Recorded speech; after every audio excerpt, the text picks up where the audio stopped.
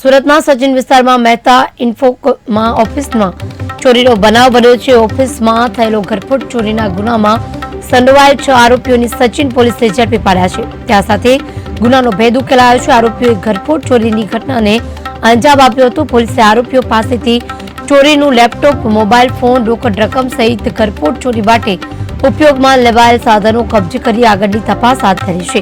સચિન પોલીસના ચોપડે નોંધાયેલ ઘરફોડ ચોરીના ગુનાનો ભેદ ઉકેલી કાઢવા પોલીસ દ્વારા 2 અલગ અલગ ટીમો બનાવવામાં આવી હતી, જેમાં સીસીટીવી ફૂટેજ અને હ્યુમન સોર્સના આધારે આરોપીઓનું પાંગેરું મેળવવાની દિશામાં તજવીજ હાથ ધરવામાં આવી છે। આ દરમિયાન સીસીટીવી ફૂટેજ તેમજ હ્યુમન સોર્સના આધારે ઘરફોડ ચોરી કરનાર આરોપીઓ સુરતના ઉધના સ્થિત બીઆરસી ખાતે આવેલ પ્રભુનગરના એસએમસી આવાસમાં રહેતા હોવાથી માહિતી સામે આવી છે, જેના આધારે 6 આરોપીઓને ઝડપી પાડવામાં પોલીસને સફળતા મળી છે।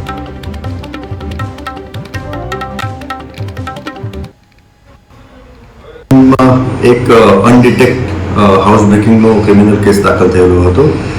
તેમાં વિગત એવી છે કે સચિન પોલીસ સ્ટેશન વિસ્તારમાં સચિન સ્ટેશન રોડ ઉપર એક કોમર્શિયલ કોમ્પ્લેક્સ આવેલું છે। એમાં મહેતા ઇન્ફોકોમ નામની એક શોપ આવેલી છે। એ શોપમાં કેટલાક આરોપીઓએ શટર ઊંચું કરી અને દુકાનમાં પ્રવેશ કરી અને ઘરફોડનો ગુનો કરેલો હતો।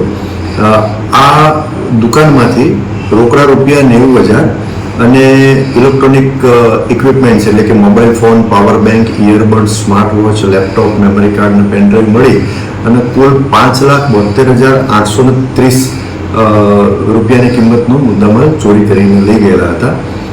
ગુનો દાખલ થયો એ વખતે અનડિટેક હતો।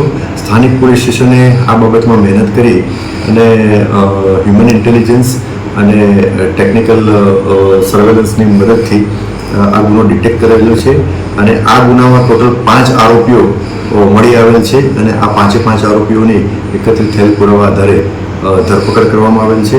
આ આરોપીના નામ જણાવું તો એક સુનિલ માનતુ નીનામા, બીજા બહાદુર ઉર્ફે બાલુ રાવજીભાઈ કટારા, ત્રીજા મનોહરલાલ ઉર્ફે મેન્દ્રુ તારાચંદ મૈડા, ચોથા રમેશ ઉર્ફે સુનિલ નરુ નીનામા, પાંચમા વિનોદ પુંજાલાલ નીનામા અને છઠ્ઠા મુકેશ લાલસિંહ ગણાવા।